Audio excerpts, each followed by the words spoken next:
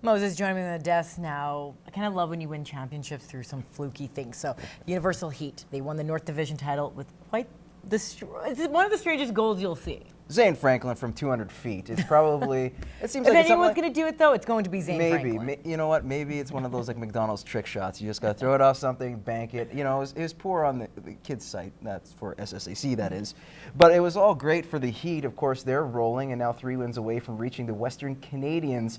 All standing in their way, the Calgary Flames. Matt Schumont has more on tonight's show. Down a man in overtime at Game 4, all the Heat were looking for was a kill and then move forward. But when the puck left Zane Franklin's stick, no one was anticipating this. And just get the puck out. That's all I really wanted to do, kill the penalty. I didn't have any idea of shooting on net, just try to get down. And I guess the lucky thing happened, it went in, so can't complain. All I remember is Zane having the puck at the top of the circle, and I saw him shoot it down, and I went to talk to someone, and all of a sudden I saw arms raising, kids screaming, and looked over, and there was the ref pointing to the net that it was a goal, and I just couldn't believe it. I was happy for the boys, you know, it was well deserved, and it's just you know, a good feeling. The Heat will now meet the Calgary Flames in the AMBHL Finals. The Heat took the only meeting between the two teams at the John Reed Memorial when they got the better of the Flames 5-3. They're a very hard-working team, you know. We can expect 60 minutes from them of hard work, you know. They got some skill up front, but we're going to have to match their work ethic to be successful in this round. We just got to stick to our game plan, I guess. Keep working on our system all the time. Both teams enter the finals fairly even. They each have a 7-1 record in the playoffs and have at least 2 players in the top 5 in playoff scoring. So what exactly will be the key factor of this series? Special teams always come into a factor, and if our power play is clicking on all cylinders, you know, we'll be fine. And you know, our PK's been getting better as the year went on, and playoffs have been really strong. Game 1 of the best-of-5 series goes Saturday at 1:30. Matt Schumont, Newcap Sports. All right, the Lloydminster Bobcats had a little time to enjoy their first-round series victory, as tonight the Cats will take to the road to open up a best-of-7 series with the Fort Mac Oil Barons. The Mob are coming off a first-round sweep of the Drayton Valley Thunder and have 4 days off between games. Fort Mac also took the season series against the Orange and Black, taking 5 of 6, but the Bobcats were able to take 3 out of a possible 4 points in those final 2 games of the regular season, of course, against those Oil Barons. Puck drop is set for 8 o'clock tonight. Now, Lakeland Gym was the site for proving grounds. 10 fights in total were on the card, including some hometown fighters, sending fans happy. Now, in an exhibition bout, 52-year-old Richard Campbell made his boxing debut. Holding his own, he was able to outlast his opponent and to get in 3 rounds. I didn't know what to expect, and like both, you know, cardio is important. And both times the bell rang, and I thought, what do we, you know, I wasn't tired at all. The main event saw Carrie Konoski going for the Western Canadian Women's title. Now, this one was an easy one for her, as she ended it just under a minute in the first round.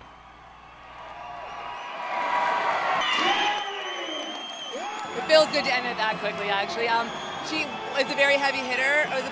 Well, she is a very heavy hitter. She knocked out a couple people in the past. So, you know, I wanted it to go the distance because I would like to portray my skills. But at the same time, because she was a heavy hitter, I wanted to end it. And I did what I really mentally wanted to do. That's your first look at sports. Bart is up next with weather. Their bond goes beyond family. The Poliakiwski sisters excelled in athletics, but out of all the sports they played, there was one incident that made the sport of judo dominate the rest.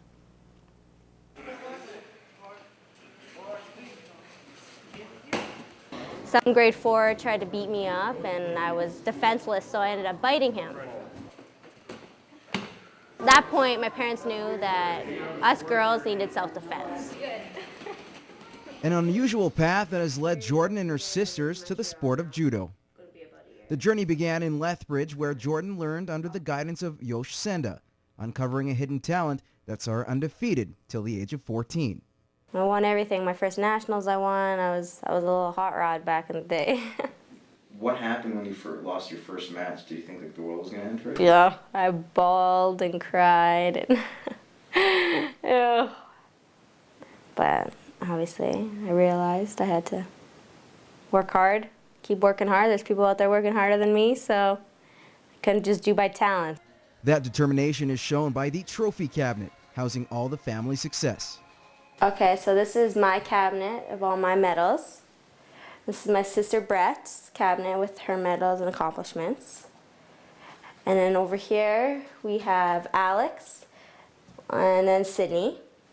And then in the middle we have all of our trophies. Jordan is in town from Montreal where she trains with the national team, laying down wisdom for her sisters. I've caught up to her in the strength, so now I can give her a tough time to train, and also she can give me a tough time to train. All of us can give each other a pretty good fight, which is great, so we can have good training partners always. My sisters would just toss me around, and then I'd be like, I'm never going to go anywhere because they can just throw me and all this. So yeah, they always teased me, everything. But I feel like it's made me stronger and the person I am today. And while the 22-year-old is setting her sights on an Olympic dream, it would mean the world to her to have Sydney and Brett along for the ride. It'd be just not even just having the experience of the Olympics, but to have your family there too, like your sisters, and say we did it, made something of ourselves. All right, after 4 years at the helm, Chris McQuid is stepping down as the head coach of the Lakeland Rustlers curling program. His reasons for stepping down were due to juggling, or the juggling act, of course, involving his job and being on city council. Now, in his 4 years as a head coach, the Rustlers have had tremendous success, including a trip to the CCAA Nationals and winning ACAC Coach of the Year honors. Even though he's leaving the job, McQuid will help find his replacement, making it a smoother transition. I've offered to help mentor them and just show them my processes and kind of show them through the ACAC and how it works. And I'm definitely going to be available to help out in any way that they need or they want. As for what's next, McQuid still wants to be involved in the sport and hasn't ruled out coaching in some capacity. I wouldn't mind coaching another team, a junior team, or a men's or ladies team down the road as well. And if a team comes knocking and I'm available, that might be something I look at in the future when I have a little more time. And definitely wouldn't mind getting back in the playing side of the game as well.